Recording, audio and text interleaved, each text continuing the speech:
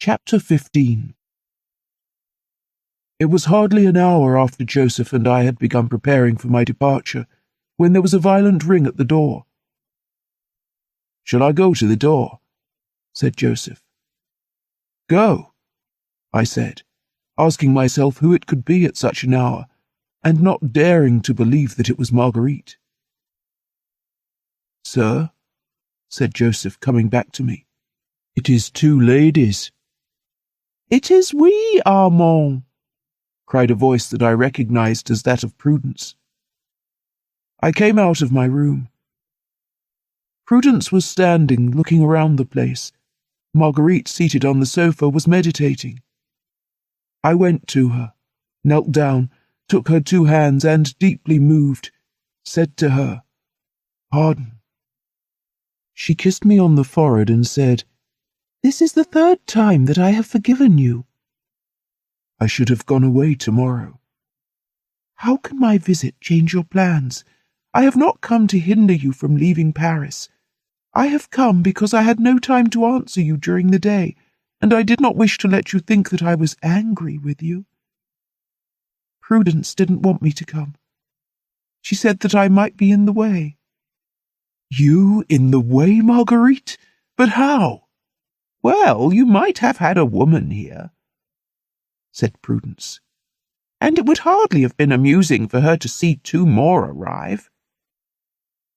During this remark, Marguerite looked at me attentively. "My dear Prudence," I answered, "you do not know what you are saying." "What a nice place you've got," Prudence went on. "May I see the bedroom?" "Yes." Prudence went into the bedroom not so much to see it, as to make up for the foolish thing which she had just said, and to leave Marguerite and me alone. "Why did you bring Prudence?" I asked her. "Because she was at the theatre with me, and because when I leave here, I want to have someone to see me home." "Could not I do?" "Yes, but, besides not wishing to put you out, I was sure that if you came as far as my door, you would want to come up. And as I could not let you, I did not wish to let you go away blaming me for saying no." "And why could you not let me come up?" "Because I am watched, and the least suspicion might do me the greatest harm." "Is that really the only reason?" "If there were any other, I would tell you, for we are not to have any secrets from one another now." "Come, Marguerite. I am not going to take a roundabout way of saying what I really want to say. Honestly, do you care for me a little?" "A great deal." "Then why did you deceive me?" "My friend, if I were the Duchess so-and-so, if I had 200,000 francs a year, and if I were your mistress and had another lover, you would have the right to ask me. But I am Mademoiselle Marguerite Gautier. I am 40,000 francs in debt. I have not a penny of my own, and I spend 100,000 francs a year. Your question becomes unnecessary and my answer useless." "You are right," I said, letting my head sink on her knees. "But I love you madly." "Well, my friend, you must either love me a little less, or understand me a little better. Your letter gave me a great deal of pain. If I had been free, first of all, I would not have seen the Count the day before yesterday. Or, if I had, I should have come and asked your forgiveness as you ask me now. And in future, I should have had no other lover but you. I fancied for a moment that I might give myself that happiness for 6 months. You would not have it. You insisted on knowing the means. Well, good heavens! The means were easy enough to guess. In employing them, I was making a greater sacrifice for you than you imagine. I might have said to you, I want 20,000 francs. You were in love with me, and you would have found them, at the risk of reproaching me for it later on. I preferred to owe you nothing. You did not understand the scruple, for such it was.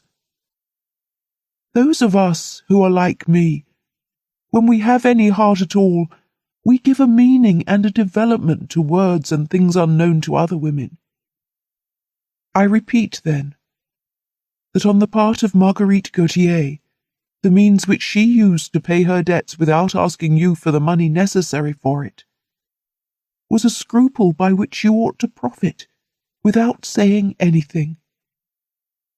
If you had only met me today, you would be too delighted with what I promised you, and you would not question me as to what I did the day before yesterday. We are sometimes obliged to buy the satisfaction of our souls at the expense of our bodies, and we suffer still more when, afterward, that satisfaction is denied us. I listened, and I gazed at Marguerite with admiration.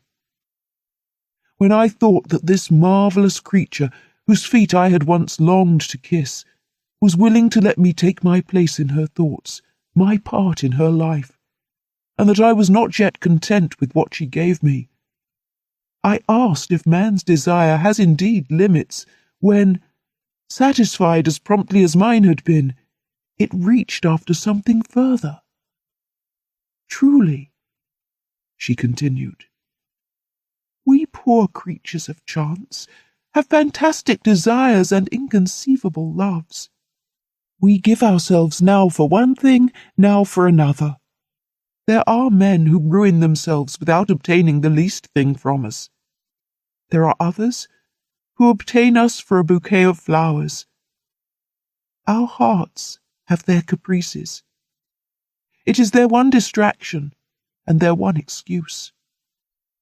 I gave myself to you sooner than I ever did to any man, I swear to you. And do you know why? Because when you saw me spitting blood, you took my hand. Because you wept. Because you are the only human being who has ever pitied me. I am going to say a mad thing to you. I once had a little dog who looked at me with a sad look when I coughed. That is the only creature I ever loved. When he died, I cried more than when my mother died. It is true that for 12 years of her life she used to beat me. Well, I loved you all at once as much as my dog. If men knew what they can have for a tear, they would be better loved, and we should be less ruinous to them. Your letter undeceived me. It showed me that you lacked the intelligence of the heart. It did you more harm with me than anything you could possibly have done. It was jealousy, certainly, but ironical and impertinent jealousy. I was already feeling sad when I received your letter. I was looking forward to seeing you at 12, to having lunch with you, and wiping out by seeing you a thought which was with me incessantly and which, before I knew you, I had no difficulty in tolerating. Then, continued Marguerite, you were the only person before whom it seemed to me, from the first, that I could think and speak freely. All those who come about women like me have an interest in calculating their slightest words, in thinking of the consequences of their most insignificant actions. Naturally, we have no friends. We have selfish lovers who spend their fortunes not on us, as they say, but on their own vanity. For these people, we have to be merry when they are merry, well when they want to sup, sceptics like themselves. We are not allowed to have hearts, under penalty of being hooted down and of ruining our credit. We no longer belong to ourselves. We are no longer beings, but things. We stand first in their self-esteem, last in their esteem. We have women who call themselves our friends, but they are friends like Prudence, women who were once kept, and who have still the costly tastes that their age does not allow them to gratify. Then they become our friends, or rather our guests at table. Their friendship is carried to the point of civility, never to that of disinterestedness. Never do they give you advice which is not lucrative. It means little enough to them that we should have 10 lovers extra, as long as they get dresses or a bracelet out of them, and that they can drive in our carriage from time to time, or come to our box at the theatre. They have our last night's bouquets, and they borrow our shawls. They never render us a service, however slight, without seeing that they are paid twice its value. You yourself saw when Prudence brought me the 6,000 francs that I had asked her to get from the Duke, how she borrowed 500 francs, which she will never pay me back, or which she will pay me in hats, which will never be taken out of their boxes. We cannot, then, have, or rather, I cannot have more than one possible kind of happiness. And this is, sad as I sometimes am, suffering as I always am, to find a man superior enough not to ask questions about my life, and to be the lover of my impressions rather than of my body. Such a man I found in the Duke, but the Duke is old, and old age neither protects nor consoles. I thought I could accept the life which he offered me. But what would you have? I was dying of boredom, and if one is bound to be consumed, it is as well to throw oneself into the flames as to be asphyxiated with charcoal. Then I met you, young, ardent, happy, and I tried to make you the man I had longed for in my noisy solitude. What I loved in you was not the man who was, but the man who was going to be. You do not accept the position. You reject it as unworthy of you. You are an ordinary lover. Do like the others. Pay me, and say no more about it. Marguerite, tired out with this long confession, threw herself back on the sofa, and to stifle a slight cough, put up her handkerchief to her lips, and from that to her eyes. "Pardon, pardon," I murmured. "I understood it all, but I wanted to have it from your own lips, my beloved Marguerite. Forget the rest and remember only one thing, that we belong to one another, that we are young, and that we love.